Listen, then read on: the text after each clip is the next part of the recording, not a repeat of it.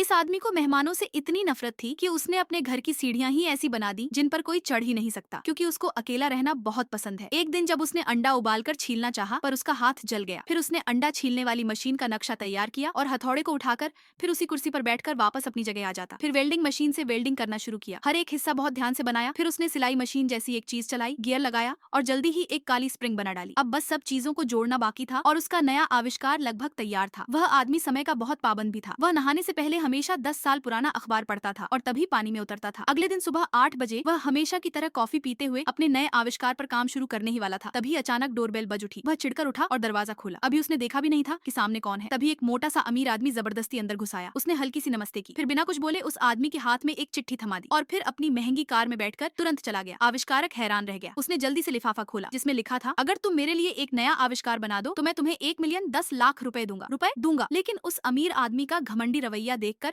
आविष्कारक डर गया कि मना किया तो वह नाराज न हो जाए। वह परेशान होकर कमरे में घूमने लगा। कुछ देर बाद उसके दिमाग में एक चालाक आइडिया आया। वह तुरंत नीचे अपने वर्कशॉप की तरफ भागा और पूरी रात कुछ बनाता रहा। अगले दिन जब वह अमीर आदमी फिर से आया तो वह बहुत आत्मविश्वास से सीढ़ियां चढ़ने लगा, लेकिन उसे पता नहीं था वह कभी ऊपर पहुंच ही नहीं पाएगा, क्योंकि वह सीढ़ियां अनंत रूप से घूमती रहती थीं। वह बार बार चढ़ता रहा लेकिन हर बार वहीं लौटा था। आराम से बैठकर अपना उबला अंडा शांति से खा सकता था। अगर तुम्हारे घर पर भी यह सीढ़ियां होती तो किस सबसे पहले ऊपर चढ़ने नहीं देते? कमेंट करो और वीडियो पसंद आए हो तो वीडियो को लाइक करें और चैनल को सब्सक्राइब करें।